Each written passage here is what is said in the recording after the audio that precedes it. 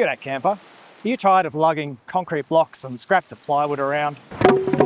Trying to make a level surface just so you got somewhere to put your drink? Man, I wish someone would just make a table for camping. Well, I'm here to tell you that our dark days are over with my Alex Garner 4-step patented table selection process. Let's not put boots on caterpillars. It's time for part 1. Choose your table height. Okay, height number 1, about 240 to 550 millimeters. That's side table height, or 10 to 22 inches. My demonstration side tables are on loan from Harry. There's another use for the side table height though, and they're also really good if you've got kids. I'll pass you off to Harry. He's got a good experience with that. So, I've got 2 little kids. I've used this with the kids, and I use it for things like cooking. It's not actually great for cooking because it does get a lot of stuff stuck in it. But the most important thing is when your kids try and sit at this, it doesn't work. It's too knocky, it's not connected to them. They do heaps better on the bench style. So I've got one of those blow mold Bunnings Lifetime ones. It was like 90 bucks. Built-in benches and a hard, cleanable is really important, surface. It's all one piece. It's not that big, it's not that heavy. Just chuck it on the roof, chuck it wherever. That is the best thing we've ever taken camping. I actually no longer bring chairs to sit around the fire for my kids. I just bring that table because it's all they ever want to use. So key takeaway for a kid's table. If you're choosing one, make sure the benches are attached, or else this is what you get. Height number 2, table height. Now, at home, table height is about 700 to 750 mil. But out here, when you're camping, camp chairs sit a little bit lower. So table height can be as low as 550 mil up to about 700 mil. The table I'm sitting at here is the Around Fire Gather Light. It's called Around Fire for a very obvious reason, that it has a fire pit in the middle of the table. By the way, for the Helinox chairs and the Around Fire and any other table that we mention in this video, I'll have links in the description so you can check them out yourself. Now, the problem with table height is it's no good for food prep and cooking, because most of the time you're going to be standing to do it. At 500 to 550 high, it's just not going to happen. Even at 700 high, you're going to be bending over trying to cut your food and turn your snacks. The other problem, which is kind of very new to me since I've been camping with a kid, is that little hands just get adventurous, and 700 is not tall enough to keep hands away from sharp knives and hot stoves. What you really need is Harry to explain height number 3. I'm here to show you my Big D. This is by Stratus Outdoors and it's called the Big D. The reason it's called that is because they do a normal height table, 700 mil, to sit and eat at, which is called Derek, and they made a bigger one called the Big D. Now, this is a 900 mil tall table. It's standard bench height. You'll be really familiar with this at home, so it's sinking the sand a little bit, but that's the height. It's a very comfortable height. If you get a sore back, or particularly if you're taller, you get a really sore back at 700 mil high tables, which is basically all of them. So these guys have brought out a full height one, and to be honest, I find it hard to go back to normal tables after using it. It's not the cheapest thing in the world, and we'll go into all the other details of it later.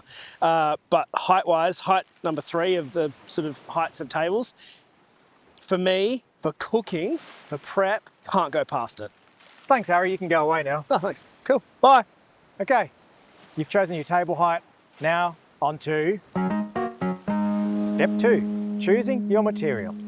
Now, I'm going to go roughly in the order of weight rating and durability here.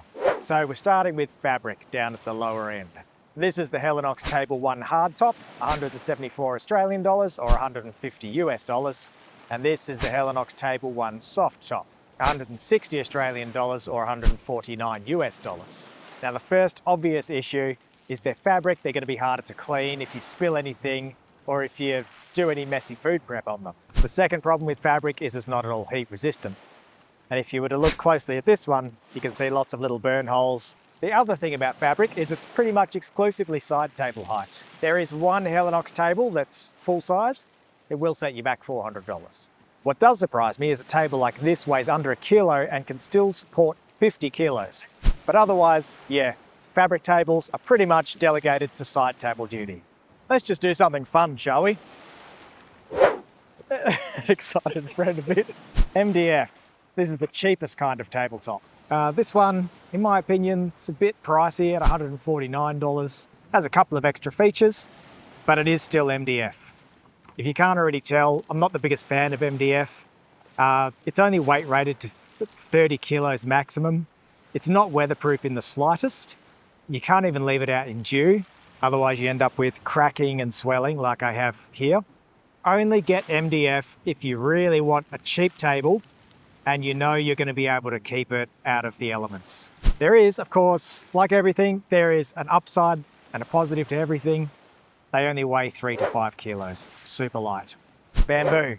Now, this is done by the likes of Quest, Dometic, Zempire and Oztrail. I don't actually own a bamboo table, but we can talk about it anyway. Now, the number one reason I think you buy bamboo is for aesthetic. There's nothing wrong with wanting a nice looking table. Now, if you want a wooden tabletop for your camping adventures, bamboo is really your only option because it's pretty lightweight, quite strong for its weight, can usually hold about 50 kilos. They're moderately heat proof and they're pretty easy to clean. They're also quite weatherproof. If you have any spills or it gets wet, you do want to kind of wipe it up pretty quickly because bamboo tables are coated. So if it gets through that coating or your coating wears off and moisture gets in, it can damage the tabletop. As far as weight goes for a bamboo table, you're looking around about 7 to 10 kilos, and that's with an aluminium frame at a pretty normal standard size. You don't really get bamboo tables in that bench height above 700. Aluminium. Now, most aluminium tables you're going to find between $50 and $150, but in just a moment, Harry will show you one that is a lot more than that. This one here is a aluminium slat table from Anaconda. It's the cheapest one you can get, $50 for one of them. Like most aluminium slat tables, weight rating is pretty similar, about 30 kilos for this model. This one weighs under 3 kilos, and most of them are about that 700 table height. Now, many of them are raw or maybe coated aluminium, which does seem to stain and etch over the time. There's a lot of stains and marks in the surface of this table, but you can get aluminium slat tables that are powder coated, which kind of gets away from that problem. Aluminium is easy to clean, water won't damage it, and it's not going to rust on you. Now listen to what Harry has to say over there. So Alex tells me you want to hear more about my Big D. Well, this thing is not the same as most aluminium tables you'll see. It's a lot thicker. I would call that 2 mil Ali. This is probably 0.5. This is also completely heat resistant. I mean, you can't chuck it on the fire, but you can throw any pot, any pan on it, and it's not going to melt. It's not going to warp. It's going to be totally fine. They also, one great thing about them is on a hot day, they do not get hot. In fact, this is much colder than like the sand or any other table sitting around us, even like a plastic table. They stay quite cool. They are still relatively light. There's no flex, feels completely solid. The big party piece with this is the one-piece tabletop. Much, much, much easier to clean. There are no little crevices for things to get in. Price point, I think this one's about $650. So it's a very premium table. And if you think this is the most expensive table in the list, not even close. Now there's Hexalite, and Zempire are the only people I know that do a Hexalite camp table. This it's like a honeycomb composite. It's pretty incredible stuff because at a decent size and a standard height, the Zempire Hexalite camping table only weighs 4.75 kilos, yet it can hold 100 kilos. It'll set you back $200 to $300 depending on the model you buy. I've seen this honeycomb type material used before, but not in a camping table. I reckon it's genius. I'd love to get up close and personal with this product. I've popped it in the links in the description anyway if you want to check it out. Blow mold polyethylene. We're getting into some serious weight capacity here. Your price range for blow mold is $50 on the low end to $150 on the high end. Also, you start seeing bench height in some of the blow mold tables. This one I think is called the 4-foot folding Lifetime table. Lifetime is the brand. In Australia, you get it from Bunnings, among other places, but the Lifetime brand is available worldwide. Blow mold tables almost always fold in half. They do have like big fixed length models, but they're not the sort of thing you take camping. Blow mold tables do start getting a bit heavier than what we've already seen. So for quite a small one, you're looking at 4.5 kilos, all the way up to 13 kilos. Pretty much all of them have steel frames underneath. Now the payoff is the massive weight rating. Like this one, 120 kilos. Some of them even go up to 160 kilos. The one major downside is they are not heat proof whatsoever. This one in particular, just that little bit of downward radiant heat from having my gas stove on it has caused a little bit of a warp. So if you like to put your hot things down or you want to have a camp stove on it, not the best choice. As far as cleaning goes, When I lived up north, everyone had one of these in their backyard. The reason for that is they all go fishing. These things are killer for filleting tables because you don't care if you cut into them. They're cheaper than a breadboard. They are easy as hell to clean. They don't rust on top. I also have one of these specifically for when I do a whole lamb on the spit, because I'll throw the whole lamb on it, cut it all up, pour hot water all over it, you know, get rid of it. I personally don't go for a folding one. I go for one that's a solid piece because stuff gets caught in there. Not that it's that hard to clean, you just kind of pick it up. It's bloody brilliant. oh, one more thing. In researching this video, I found out about half and half steel and blow mold tables. So steel mesh on one side to put your hot stuff and your cooking appliances, with this added strength and weight saving of blow mold on the other side. How good. So what about that steel mesh? Steel mesh comes in starting at about $100 and goes up to kind of $500. This is the Around Fire Gather Table Light. I think I mentioned that earlier. Priced about 300-ish Australian dollars. And I'm not actually sure what this one's weight rating is. Should have checked that earlier. Now for most steel mesh tables, you're getting a pretty similar weight capacity to the blow mold table, which was that 120 to 160 kilos. But you get that heat resistance. So heat resistant to 200 degrees Celsius, which is about 400 Fahrenheit. Now in this case, you need it obviously because there's an entire fire or charcoal pit right here in the middle. That brings me to another good thing about steel mesh. The mesh dissipates heat really quickly. So in this case, you're going to be cooking in the middle, you've got your fire going, but you can still put your hands here without getting burned. You're not really going to see sheet steel tables anyway, just because of the weight and cost. It's just not viable for camping. Now you'll need a cutting board for many tasks because obviously a lot of things can fall through the mesh. Now I don't know of any painted steel camping tables, but if you see one, avoid it.